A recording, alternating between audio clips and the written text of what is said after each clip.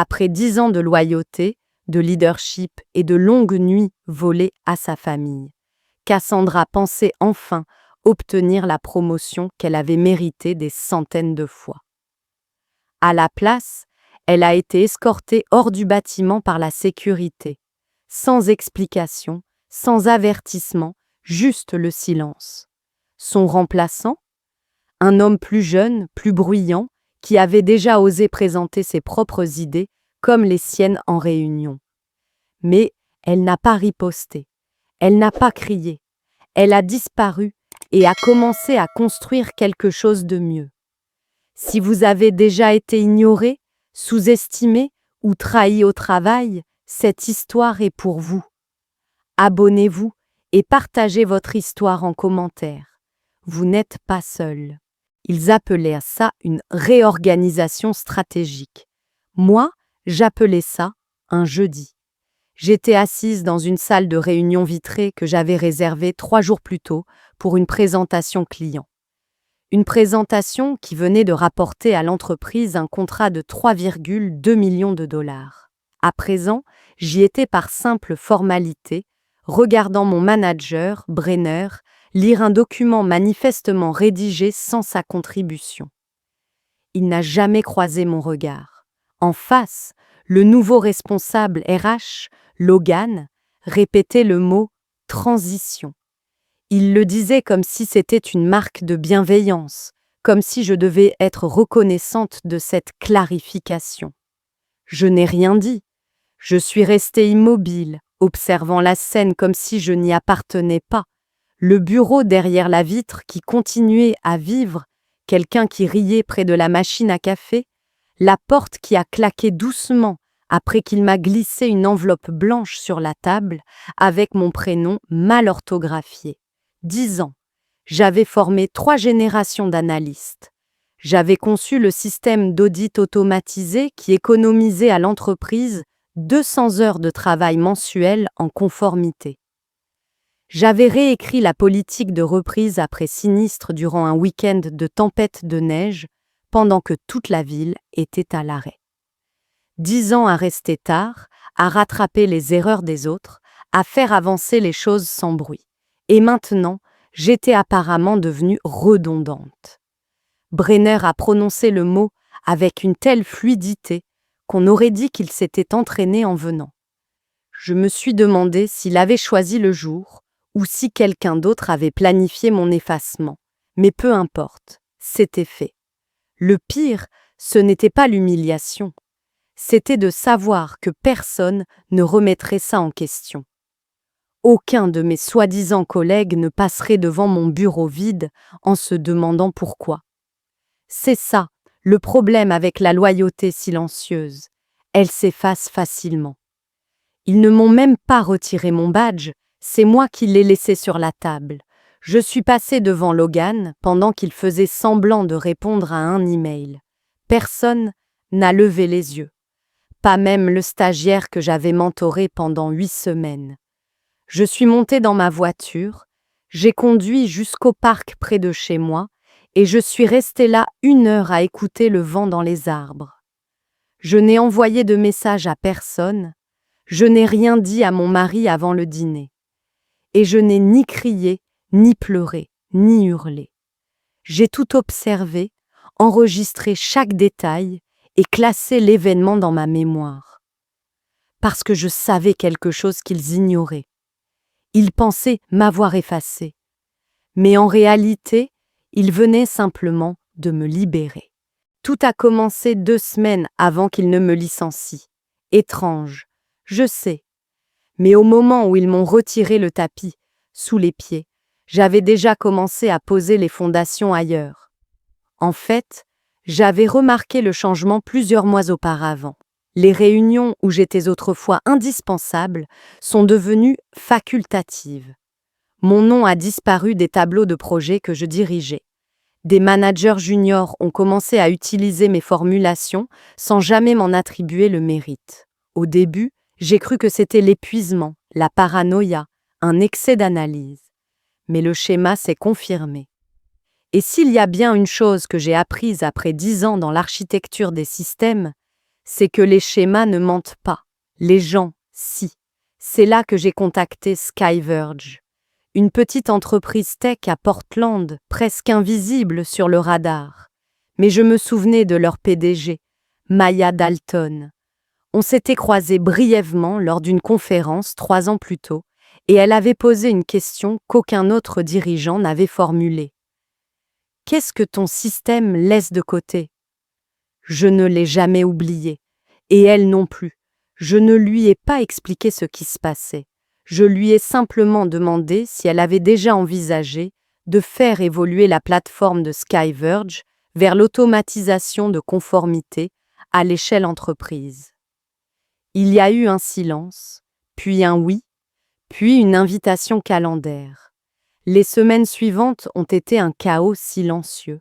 Je travaillais la journée dans mon ancienne entreprise, comme si de rien n'était, peaufinant des tableaux de bord, répondant à des managers qui ne comprenaient même pas ce que j'avais construit. Mais les nuits étaient différentes. Je dessinais des architectures sur des serviettes. J'envoyais des fichiers chiffrés.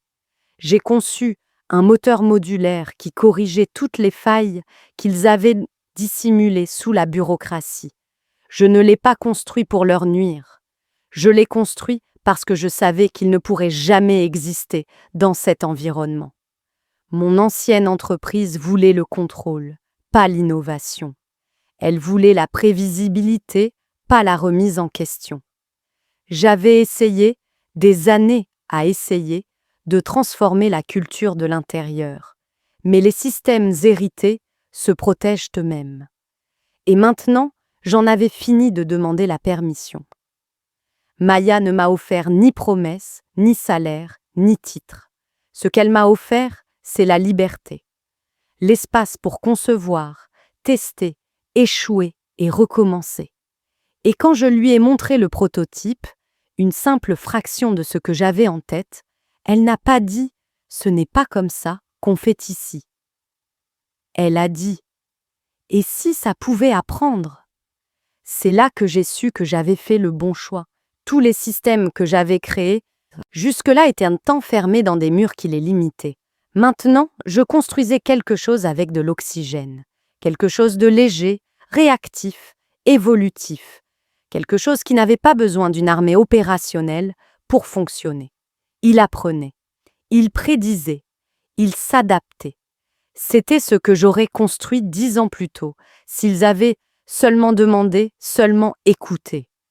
Je l'ai construit en silence, dans l'ombre, pendant qu'ils faisaient semblant que j'avais déjà disparu. Et quand ils ont fini par m'effacer, ils ne savaient pas que ce qu'ils enterraient n'était pas un projet. C'était une graine, et je l'avais déjà replantée dans une terre plus fertile. J'ai rejoint Apex Grid sous une clause de confidentialité si hermétique que je ne pouvais même pas mentionner le post sur LinkedIn. Pas d'annonce, pas de message de bienvenue, pas de visite des bureaux, juste une carte d'accès, un ordinateur portable et une page blanche. Et j'ai adoré ça.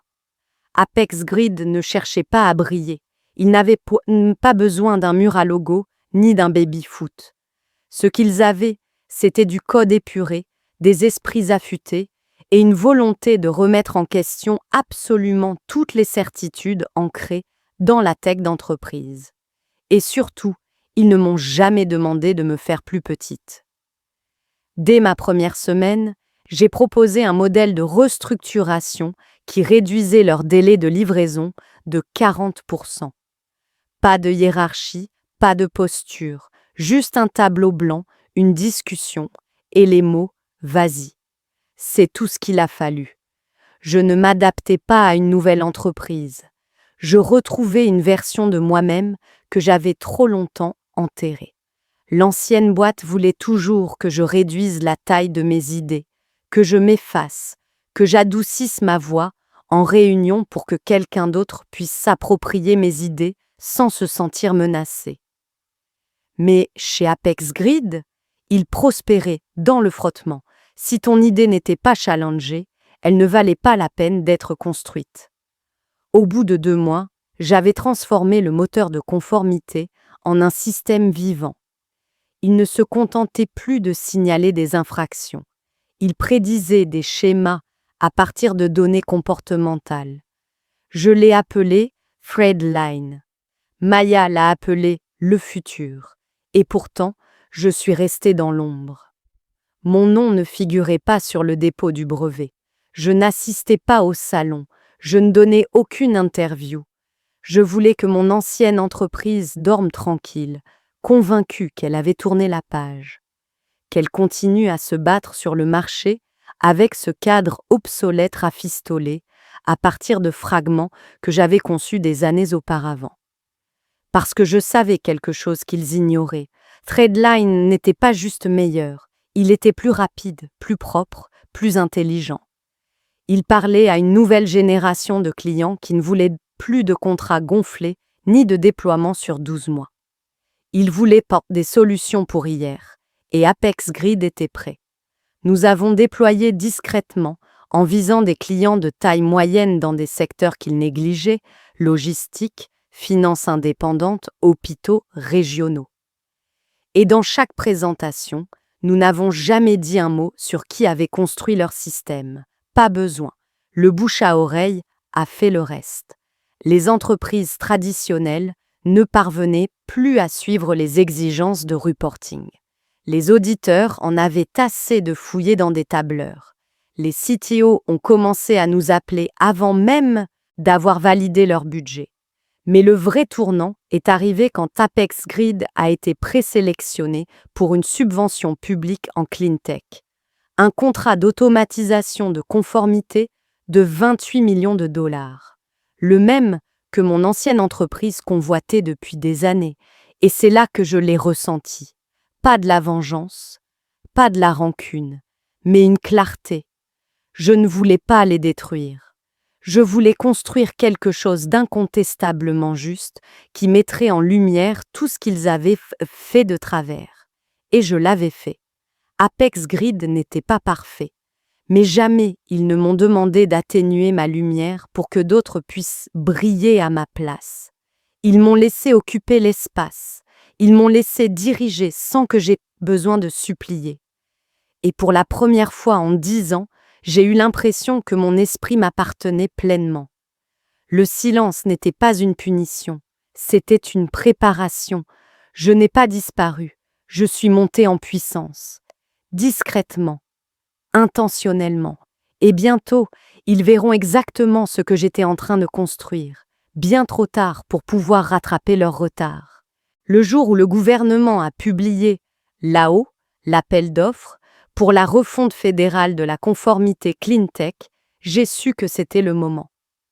Pas seulement à cause de l'argent, même si 28 millions de dollars, ce n'est pas rien. Mais parce que c'était le genre de projet conçu pour mettre à nu chaque faiblesse d'un système obsolète. Infrastructures publiques, délais fédéraux, centaines de sources de données interagences, c'était une tempête parfaite pour toute entreprise encore dépendante d'un logiciel rafistolé à la va-vite. Et mon ancienne boîte? Elle misait tout sur son expérience et sa notoriété. Mais la réputation ne remplace pas la performance. Threadline, le système qu'on avait construit chez Apex Grid, n'était pas juste prêt. Il était taillé pour ça. Pas de tableau de bord encombrant, ni de manuel de 300 pages. Notre interface pouvait être maîtrisée en moins de 30 minutes par des prestataires fédéraux sans aucune formation technique. Signalement en temps réel, modélisation prédictive, traçabilité d'audit transparente, il avait été conçu pour le chaos, construit pour résister là où les anciens systèmes s'effondraient. Je suis resté silencieux durant les premières phases de candidature, laissant Maya et notre nouveau COO diriger la proposition. Mon nom n'apparaissait nulle part. Pas parce que je me cachais, mais parce que je voulais que la révélation frappe comme un coup de tonnerre. La présentation finale s'est tenue dans un complexe fédéral ultra sécurisé dans le Maryland. 8 entreprises étaient en lice pour l'ultime sélection, y compris mon ancien employeur. J'ai reconnu leur équipe immédiatement. Dale, le vice-président qui écorchait toujours mon nom en réunion. Logan, le gars produit qu'ils avaient promu à mon poste. Et Brenner, le directeur RH qui m'avait souri quand il m'avait évincé comme un poids mort. Ils ne m'ont pas vu. J'étais assis au fond, derrière Maya, en gris anthracite, regard fixe. Quand ce fut leur tour, ils ont fait ce que j'avais prévu.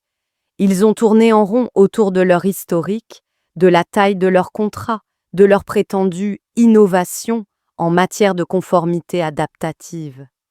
Des mensonges bâtis sur mes fondations.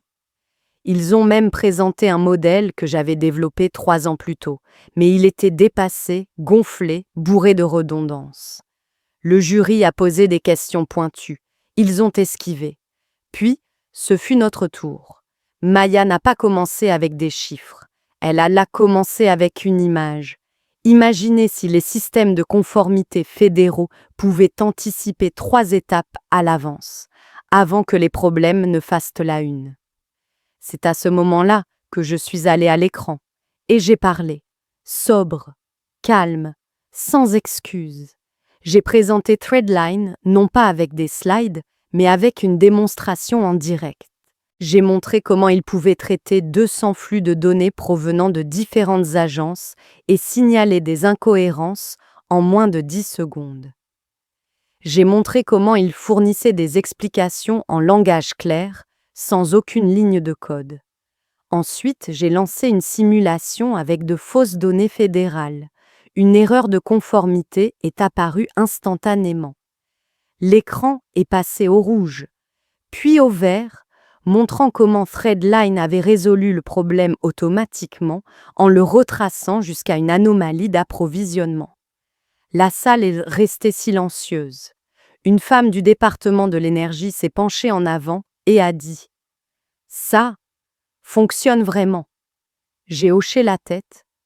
Ça ne fait pas que fonctionner, ça s'adapte, parce que c'est conçu par quelqu'un qui sait ce que l'échec fait ressentir et qui a décidé de le corriger à la racine. À cet instant, j'ai vu la mâchoire de Dale se crisper. Brenner s'est renfoncé dans son siège comme s'il avait avalé un clou. Le stylo de Logan s'est figé dans sa main. Le jury a demandé qui avait construit le système.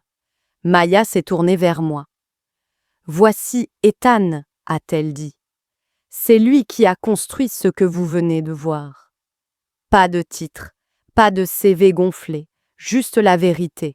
Après ce pitch, il n'y a pas eu de deuxième tour. Nous avons obtenu le contrat. Ils n'ont même pas reçu de rappel. Et quand les résultats ont été publiés, mon nom figurait bien là en tant qu'architecte principal. Pas relégué en annexe, en haut, au centre. Je n'ai pas souri. Je ne me suis pas vanté. J'ai juste regardé ce document et me suis souvenu de la façon dont il m'avait regardé quand il m'avait dit que je n'étais plus aligné avec la vision de l'entreprise. Ils avaient raison. Je ne l'étais plus, parce que je ne jouais plus pour eux, je jouais pour l'avenir. Et désormais, l'avenir avait un nom, Threadline, et il était à moi. Le premier appel est arrivé le matin même où l'annonce du contrat fédéral a été rendue publique. J'étais dans ma cuisine, en train de verser du café noir dans une tasse en céramique achetée chez un artisan local, la semaine même où j'avais quitté cette entreprise. Mon téléphone a vibré sur le comptoir. Numéro inconnu, indicatif de Washington. Je n'ai pas répondu. 10 minutes plus tard, un autre appel. Cette fois, un nom s'est affiché à l'écran comme une vieille cicatrice, Dale Griffin. Je ne l'avais pas vu depuis plus d'1 an. J'ai fixé l'écran jusqu'à ce qu'il s'éteigne. Il a laissé un message vocal que je n'ai même pas écouté. Puis est arrivé l'email. Objet, reprenons contact. Rempli du jargon corporatif habituel. Impressionné par ton évolution, nous valorisons ton expertise, ouvert à une collaboration. Ils allaient même jusqu'à proposer un nouveau poste, vice-président senior des systèmes stratégiques, avec pleine autonomie. La même autonomie qu'ils avaient toujours refusé d'aborder. Le même titre qu'ils avaient donné à quelqu'un qui avait volé mes notes tout en me souriant. Je n'ai même pas ouvert le mail. 1 heure plus tard, c'est Brenner qui m'a contacté. L'homme qui m'avait autrefois qualifié de talent jetable proposait maintenant de réparer les choses. Il disait pouvoir m'obtenir des parts et même restructurer toute l'équipe innovation autour de moi. C'en était presque risible. Il n'avait pas simplement brûlé le pont, il l'avait fait exploser et avait envoyé les cendres dans une note interne. Et maintenant, ils se tenaient dans la fumée, comme s'ils étaient prêts à reconstruire. Logan a aussi envoyé un message, plus subtil celui-là, juste une demande de connexion sur LinkedIn. Aucun mot, aucune excuse, aucun aveu. Comme si nous étions de vieux amis éloignés par le temps, et non l'homme qui m'avait remplacé et effacé mon nom de mes propres systèmes. Je l'ai ignorée, elle aussi. Le sommet est arrivé 3 jours plus tard. Un appel personnel du PDG. Je ne savais même pas qu'il avait mon numéro. J'ai regardé le téléphone sonner. Je l'ai laissé faire. Pas de message vocal, juste le silence. Après ça, plus rien. Je crois qu'ils ont enfin compris. Ce n'était plus une question de vengeance. Ce n'était plus une question de colère ou de rancune. J'avais simplement tourné la page. Et pas vers le haut, comme ils aimaient définir le succès, mais ailleurs. Ailleurs que dans cette pensée étriquée, ailleurs que dans cette arrogance déguisée en leadership, ailleurs que parmi ces gens qui ne valorisent le génie que lorsqu'il leur est utile. Quand j'ai ouvert mon ordinateur cet après-midi-là, un message de Maya m'attendait. Objet, nouvelle opportunité, déploiement international. Threadline. Partez à l'international. Canada, Allemagne, Singapour. Le système qu'ils avaient tenté d'enterrer devenait désormais la norme.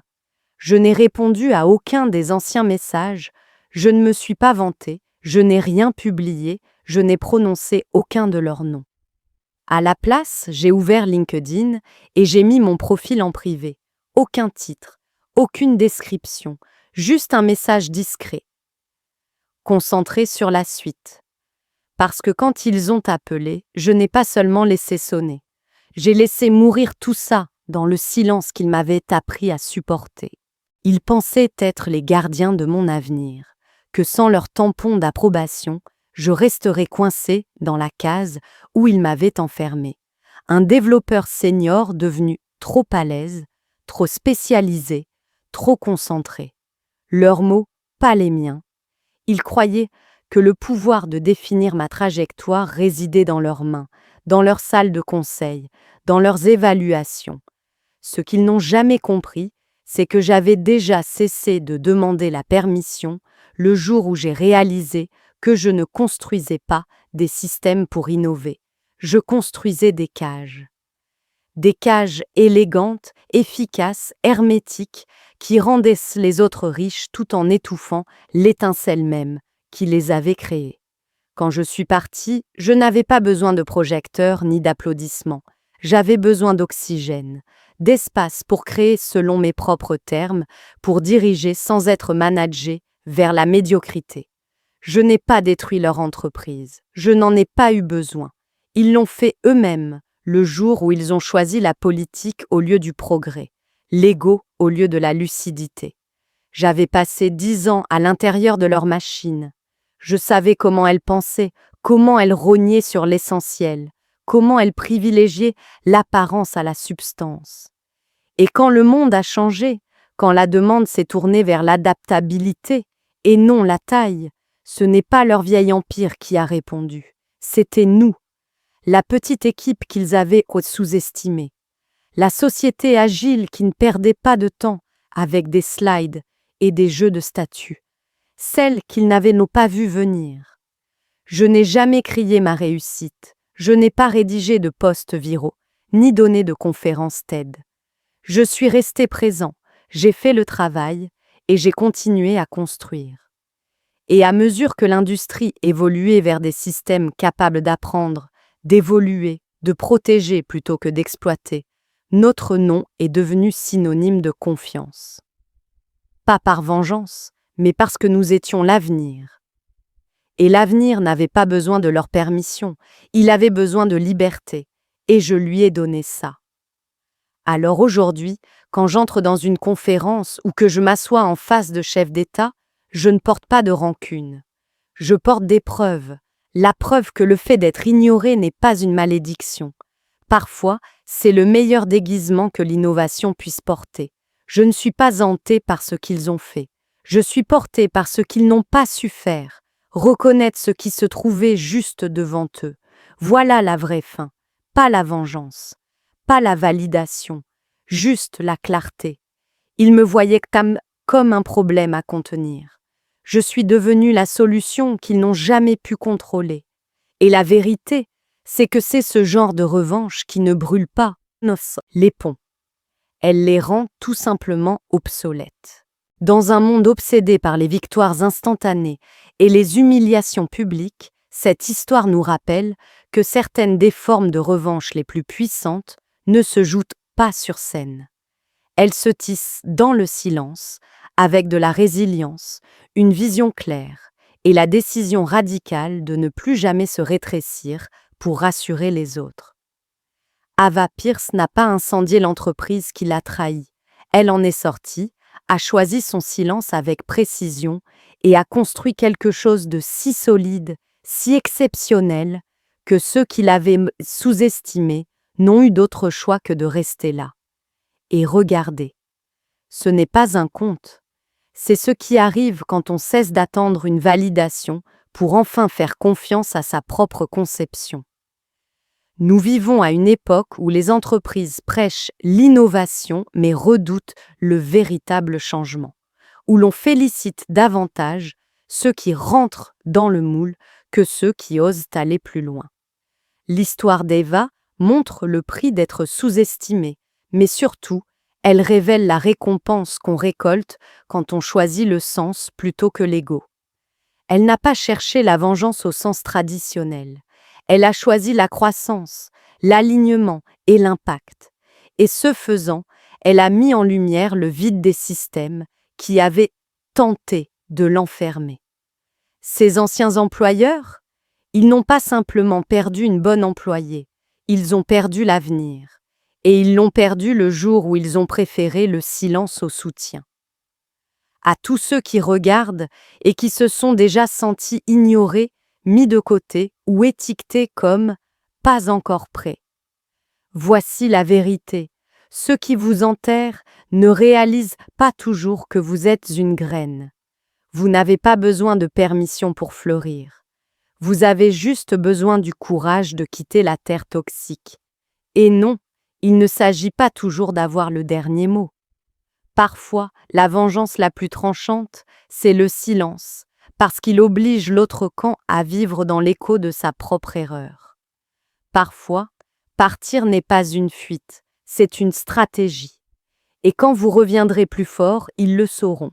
Inutile de dire un mot. Comment commencer dès aujourd'hui? Écrivez un endroit de votre vie où vous avez été négligé. Listez 3 compétences ou expériences que vous avez sous-estimées chez vous. Cherchez un concurrent, un client ou un projet où vos talents seraient accueillis, pas gaspillés. Bloquez 1 heure cette semaine pour construire quelque chose pour votre avenir, pas le leur. Dernière réflexion, si cette histoire a réveillé quelque chose de vrai en vous, ne la gardez pas pour vous. Partagez vos pensées en commentaire. Racontez-nous votre version. Abonnez-vous si vous voulez plus d'histoires qui parlent à votre force. Et si vous connaissez quelqu'un qui a besoin d'entendre ce message, aujourd'hui, partagez-le avec lui. Le pouvoir silencieux reste du pouvoir.